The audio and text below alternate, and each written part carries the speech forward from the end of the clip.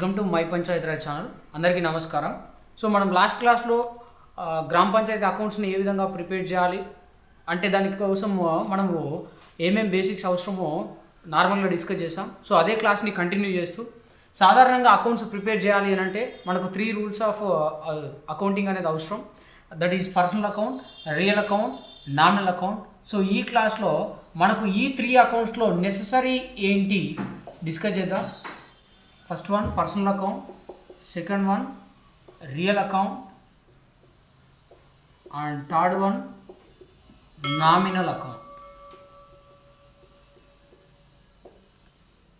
So ఇక్కడ personal account is related to all types of persons and real account is related to all types of assets and nominal account is related to all types of expenses, losses, incomes and gains.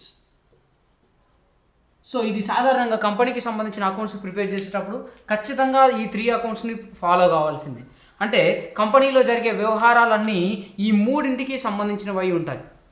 కానీ సాధారణంగా మనం గ్రామ పంచాయతీకి సంబంధించిన అకౌంట్స్ని prepare చేసేటప్పుడు ఇక్కడ మనము మెయిన్గా క్యాష్ రిలేటెడ్ ట్రాన్సాక్షన్స్ని రికార్డ్ చేస్తాం. కాబట్టి అంటే గ్రామ పంచాయతీకి ఎన్ని నిధులు వస్తున్నాయి, గ్రామ పంచాయతీ నుంచి ఎంత ఖర్చు అవుతుంది, ఓన్లీ నగదుకు సంబంధించిన వ్యవహారాలు అనేవి మనకు అవసరం. కాబట్టి కేవలం ఇక్కడ మనకు మోస్ట్ ఇంపార్టెంట్ ఏంటి అంటే రియల్ అకౌంట్ మాత్రమే. Real account is related to all types of assets. So అసెట్స్లో భాగమే క్యాష్ కూడా.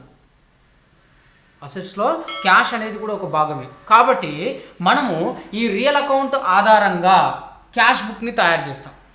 రియల్ అకౌంట్ ఆధారంగా క్యాష్ బుక్ని తయారు చేస్తాం. సో ఇక్కడ ఈ రియల్ అకౌంట్ అనేది అసెట్స్కి సంబంధించింది. ఈ అసెట్స్లో ఒక భాగం క్యాష్ కాబట్టి యాక్చువల్గా రియల్ అకౌంట్ రూల్ వచ్చేసరికి debit what comes in, credit what goes out. So ఏదైతే మనకు వస్తుందో అంటే గ్రామ పంచాయతీలోకి వచ్చే వసూళ్ళు ఏవైతే ఉన్నాయో, నగదు ఏదైతే ఉందో దాన్ని డెబిట్ చేయాలి అండ్ పంచాయతీ నుంచి వెళ్ళే అమౌంట్ ఏదైతే ఉందో దాన్ని క్రెడిట్ చేయాలి. ఇది కేవలం రియల్ అకౌంట్ ఆధారంగా ఆలోచించినప్పుడు మాత్రమే. కేవలం మనం రికార్డ్ చేయాల్సింది నగదును మాత్రమే. కాబట్టి నగదుకు సంబంధించిన వ్యవహారాలన్నింటినీ మనం ఖచ్చితంగా రికార్డ్ చేయాలి. కాబట్టి ఇక్కడ మనకు ఎసెన్షియల్గా కావాల్సింది రియల్ అకౌంట్. ఈ nominal account and personal account అనేవి మనకు అవసరం లేదు. అంటే వీటి ఆధారంగా కూడా తయారు చేస్తాం, బట్ అది లెంతీ టాపిక్ అవుతుంది అండ్ మనకే బర్డెన్ అవుతుంది వాటన్నింటి గురించి ఆలోచించడం అనేది. సాధారణంగా కంపెనీలో అయితే ఎవ్రీథింగ్ అనేది అవసరం. కాబట్టి personal account, real account, nominal account అనేవి అవసరం. బట్ ఇక్కడ మనకు మోస్ట్ ఇంపార్టెంట్ థింగ్ అనేది క్యాషే. కాబట్టి క్యాష్ రిలేటెడ్ ఎంట్రీస్ రాయాలి అని అంటే మనకు రియల్ అకౌంట్ రూల్ తెలిసి ఉండాలి. ఆ రియల్ అకౌంట్ రూలే debit what comes in, credit what goes out. వచ్చేదాన్ని డెబిట్ చేయాలి, వచ్చే నగదును డెబిట్ చేయాలి, పోయే నగదును క్రెడిట్ చేయాలి. సో ఈ సూత్రం ఆధారంగా, ఈ రూల్ ఆధారంగా మనము క్యాష్ బుక్ని తయారు చేస్తాం. ఇప్పుడు మీరు తయారు చేస్తున్న క్యాష్ బుక్ ఏదైతే ఉందో, ఆ రిజిస్టర్ ఏదైతే ఉందో, ఆ రిజిస్టర్ అనేది లెఫ్ట్ సైడ్ పార్ట్ మొత్తం డెబిట్గా ఉంటుంది, రైట్ సైడ్ పార్ట్ మొత్తం క్రెడిట్గా ఉంటుంది. అంటే వచ్చినవన్నీ మనం లెఫ్ట్ సైడ్లో రికార్డ్ చేస్తాం, పోయినవన్నీ క్రెడిట్ సైడ్లో రికార్డ్ చేస్తాం, రైట్ సైడ్లో రికార్డ్ చేస్తాం. వచ్చినవన్నీ లెఫ్ట్ సైడ్లో. ఫర్ ఎగ్జాంపుల్ క్యాష్ బుక్ ఈ విధంగా ఉంది అనుకుంటే ఈ లెఫ్ట్ సైడ్లో ఉన్నవన్నీ డెబిట్ ఎంట్రీస్. అంటే మనకు వచ్చినవన్నీ ఇక్కడ సైడ్ రాస్తాం, పోయినవన్నీ ఇక్కడ సైడ్ రాస్తాం. ఎందుకు ఇలా రాస్తున్నాం, అలానే ఎందుకు రాయాలి అని అంటే as per this rule debit what comes in. వచ్చినవన్నీ డెబిట్ చేయాలి. కాబట్టి డెబిట్ అనేది అకౌంట్లో లెఫ్ట్ సైడ్ ఉంటుంది కాబట్టి లెఫ్ట్ సైడ్లో రాస్తాం. వచ్చినవన్నీ మనం రిజిస్టర్లో లెఫ్ట్ సైడ్ రికార్డ్ చేస్తాం. పోయినవన్నీ క్రెడిట్ వాట్ గోస్ అవుట్ అంటున్నాం కాబట్టి క్రెడిట్ అనేది అకౌంట్లో రైట్ సైడ్ ఉంటుంది. కాబట్టి ఇక్కడ క్రెడిట్ ఎంట్రీస్ని, పోయిన వాటన్నింటినీ మనం ఇక్కడ క్రెడిట్ సైడ్ రికార్డ్ చేయడం జరుగుతుందన్నమాట. సో అందుకోసమే ఇక్కడ ఏమంటున్నాము, రియల్ అకౌంట్ రూల్ అనేది అవసరం. ఈ సూత్రం ఆధారంగానే ప్రతి గ్రామ పంచాయతీలో లేదా ప్రతి కంపెనీలో అకౌంట్స్ అనేవి ప్రిపేర్ చేయడం జరుగుతుంది. సో ఈ రియల్ అకౌంట్తో పాటు వివిధ రకాల అకౌంట్స్ని మనం ఫాలో అవుతాం when we're preparing for company. Company కోసం ప్రిపేర్ చేసేటప్పుడు that is personal account, real account and nominal account. But ఇక్కడ అల్టిమేట్గా మనం చూపించాల్సింది, అల్టిమేట్గా మనము క్యాలిక్యులేట్ చేయాల్సింది క్యాష్ మాత్రమే. కాబట్టి ఇక్కడ ఓన్లీ రియల్ అకౌంట్ రూల్ మనకు ఎనఫ్. కాబట్టి real account rule, debit what comes in, credit what goes out. వచ్చేదాన్ని డెబిట్ చేయాలి, పోయేదాన్ని క్రెడిట్ చేయాలి. కాబట్టి మనం ప్రిపేర్ చేస్తున్న బుక్ ఏదైతే ఉందో ఆ బుక్లో లెఫ్ట్ సైడ్ పార్ట్ అనేది డెబిట్గా ఉంటుంది, రైట్ సైడ్ పార్ట్ అనేది క్రెడిట్గా ఉంటుంది. కాబట్టి వచ్చినవన్నీ మనకున్న రిజిస్టర్లో లెఫ్ట్ సైడ్లో రికార్డ్ చేస్తాం, పోయినవన్నీ మనకున్న రిజిస్టర్లో క్రెడిట్ సైడ్ రికార్డ్ చేస్తాం. సాధారణంగా ఇవి రికార్డ్ చేయాలి అని అంటే మామూలుగా మనం ఇప్పుడు తయారు చేస్తున్న క్యాష్ బుక్ని ఏమంటాము అని అంటే లెడ్జర్ అని అంటాం. మనం తయారు చేస్తున్న క్యాష్ బుక్ ఏదైతే ఉందో, మీరు తయారు చేస్తున్న క్యాష్ బుక్ ఏదైతే ఉందో దాన్ని లెడ్జర్ అని అంటాం. So ledger in the sense it includes set of accounts including personal, real and nominal. Ledger అనేది వివిధ రకాల అకౌంట్స్ల సమ్మేళనం. దాంట్లో పర్సనల్ అకౌంట్స్ ఉంటాయి, రియల్ అకౌంట్స్ ఉంటాయి అండ్ నామినల్ అకౌంట్స్ ఉంటాయి. కంపెనీకి సంబంధించిన ప్రతి దాన్ని మనం అకౌంట్గా ప్రిపేర్ చేయాలి. పర్చేస్ కావచ్చు, సేల్స్ కావచ్చు, క్యాష్ కావచ్చు అండ్ ఎవరి దగ్గర నుంచి అయితే పర్చేస్ చేస్తున్నామో ఆ పర్సన్స్ అకౌంట్స్ కూడా కావచ్చు. సో వీటన్నిటిని ఇండివిజువల్గా ప్రిపేర్ చేస్తాం. బట్ ఇక్కడ మనం ప్రిపేర్ చేయాల్సింది ఓన్లీ క్యాష్ లెడ్జర్ మాత్రమే. క్యాష్ బుక్ ఏదైతే ఉందో దాన్ని క్యాష్ లెడ్జర్ అని అంటాం. ఈ క్యాష్ లెడ్జర్ని మాత్రమే మనం ప్రిపేర్ చేయాల్సి ఉంటుంది. సో ఇక్కడ ఈ క్యాష్ లెడ్జర్ని ప్రిపేర్ చేయాలి అని అంటే దానికంటే ముందు మనకు కావాల్సింది ఏంటంటే జర్నల్ ఎంట్రీస్ అనేవి కావాలి, అంటే చిట్టా అనేది కావాలి. సో గ్రామ పంచాయతీకి సంబంధించి కానీ లేదా అకౌంటింగ్కి సంబంధించి కానీ చిట్టాలను ఏ విధంగా నమోదు చేస్తాము అని అంటే, ఒక చిట్టాను తయారు చేయాలి అంటే ఫర్ ఎగ్జాంపుల్ ఒక కంపెనీని ఉదాహరణగా తీసుకుంటే, కంపెనీని ఎగ్జాంపుల్గా తీసుకుంటే కంపెనీకి సో అండ్ సో పర్సన్ నుంచి for example received cash from Raju 10,000. Received cash from Raju 10,000. Date వచ్చేసి 2021 మార్చ్ 12. సో ఇదే ఎంట్రీ కంపెనీకి సంబంధించింది అయితే అప్పుడు ఎలా రికార్డ్ చేస్తాము అంటే మనకి క్యాష్ వచ్చింది కాబట్టి ఇక్కడ క్యాష్ అండ్ రాజు 2 థింగ్స్ ఉన్నాయి. సో ఇది జర్నల్ ఎంట్రీలో రికార్డ్ చేస్తే క్యాష్ అనేది వచ్చింది కాబట్టి డెబిట్ అవుతుంది. కాబట్టి క్యాష్ అకౌంట్ డెటార్ టు ఇచ్చిన పర్సన్ రాజు కాబట్టి రాజు అకౌంట్ అని రాస్తాం. అమౌంట్ 10,000. దీన్నే జర్నల్ ఎంట్రీ చిట్టా అని అంట. సాధారణంగా చిట్టాలు తయారు చేసేటప్పుడు ఈ విధంగా మనం తయారు చేయడం జరుగుతుంది. ఈ చిట్టాలను తయారు చేసేది అనేది కంపెనీకి సంబంధించిన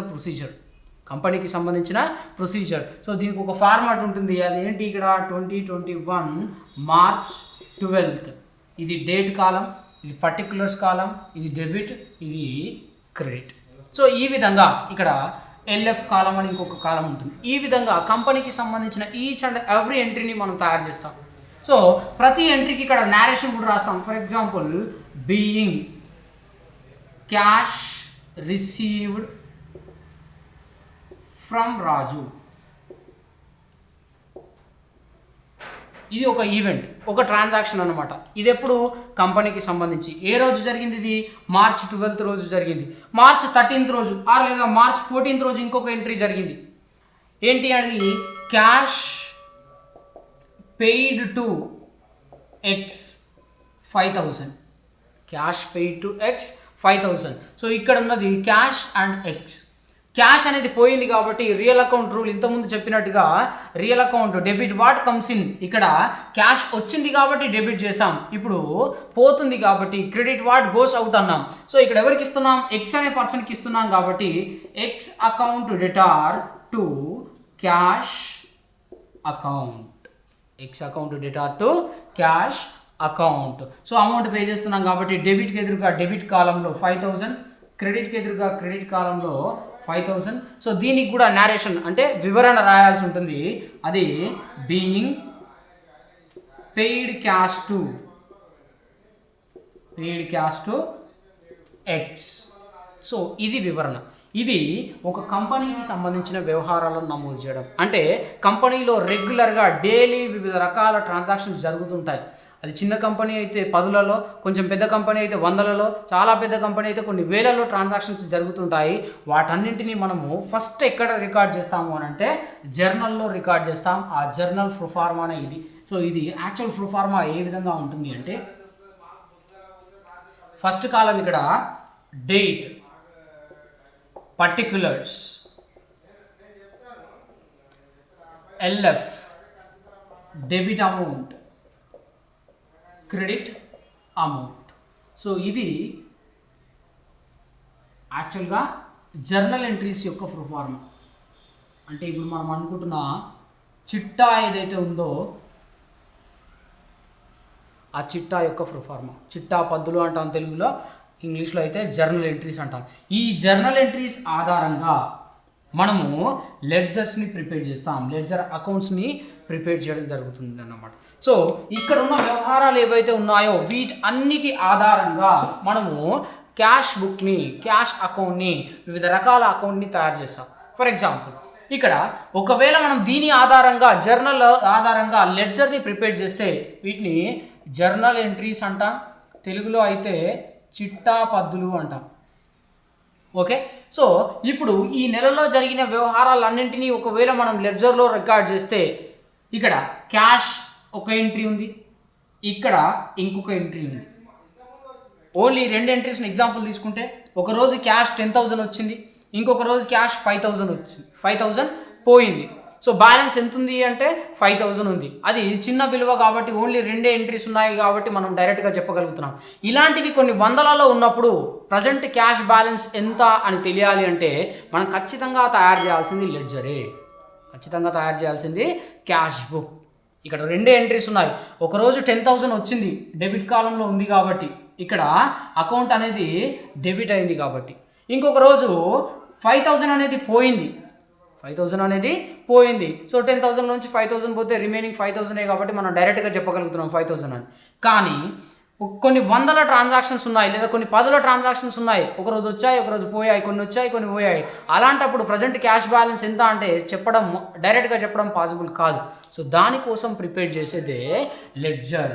దాన్నే మనము క్యాష్ బుక్ అంటున్నాం, దాన్నే క్యాష్ బుక్ అని అంటున్నాం. సో ఇక్కడ మరి మిగతా ఎంట్రీస్ కోసం ఏం ప్రిపేర్ చేయమంటే ఒకవేళ అది కంపెనీ అయితే కంపెనీ కోసం ఖచ్చితంగా ఇవన్నీ అకౌంట్స్ని ప్రిపేర్ చేయాలి.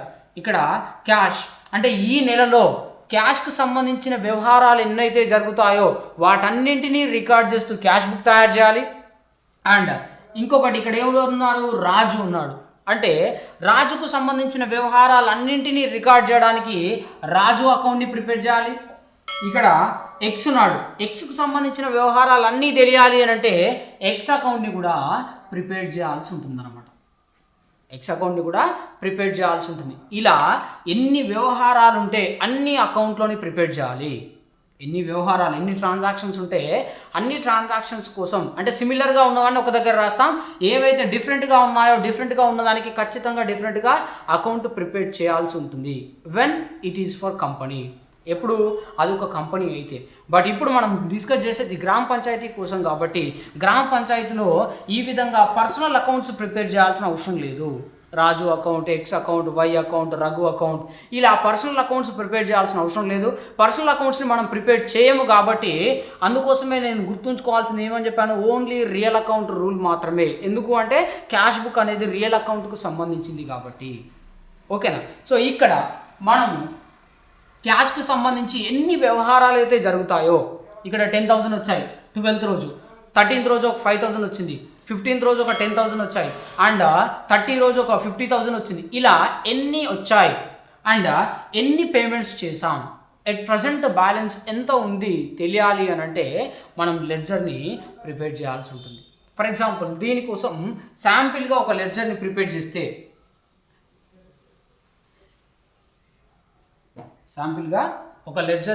చేస్తే లెడ్జర్ అనేది టీ షేప్లో ఉంటుంది. ఇది క్యాష్ అకౌంట్ అనుకుందాం.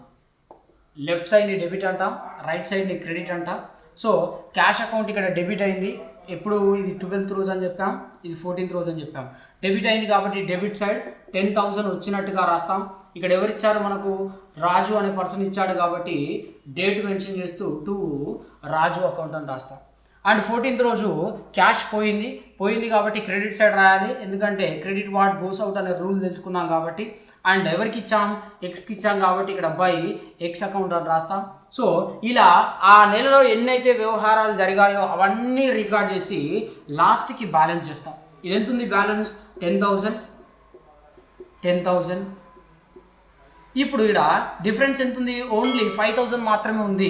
ఈ 5కి ఎంత తేడా ఉంది అంటే 5,000 ఉంది.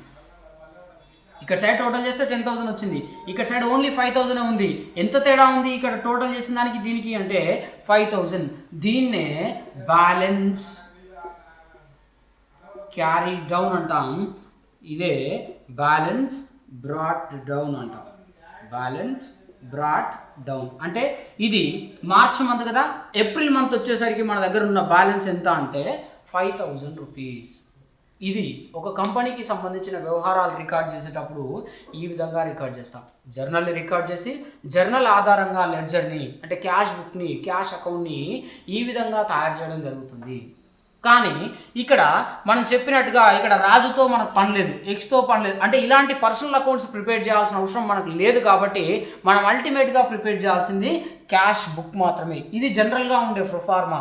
బట్ మనకున్న ప్రొఫార్మాలో అక్కడ చెక్ నెంబర్, రసీదు number and receipt number, challan number ఇవన్నీ ఉంటాయి కాబట్టి వాటన్నింటినీ ఇన్వాల్వ్ చేస్తూ వాటన్నింటినీ ఇంక్లూడ్ చేస్తూ మనకిచ్చే రిజిస్టర్స్లో ప్రొఫార్మా కొంచెం వేరుగా ఉంటుంది. బట్ అల్టిమేట్గా ఏంటి, debit what comes in, credit what goes out. వచ్చేవన్నీ ఖచ్చితంగా డెబిట్ సైడే రాయాలి, పోయేవన్నీ ఖచ్చితంగా క్రెడిట్ సైడే రాయాలి. సో ఇది జర్నల్. చిట్టా అనేది ఒక కంపెనీ రోజువారీ వ్యవహారాల కోసం తయారు చేసేది చిట్టా. సేమ్ అలానే ఒక గ్రామ పంచాయతీ కార్యదర్శి రోజువారీ వ్యవహారాలను రికార్డ్ చేయడానికి మనము వాళ్ళ సౌలభ్యం కోసం ఒక ప్రొఫార్మాని తయారు చేయడం జరిగింది. ఆ ప్రొఫార్మాని నేను ఇప్పుడు ఎక్స్ప్లెయిన్ చేస్తాను.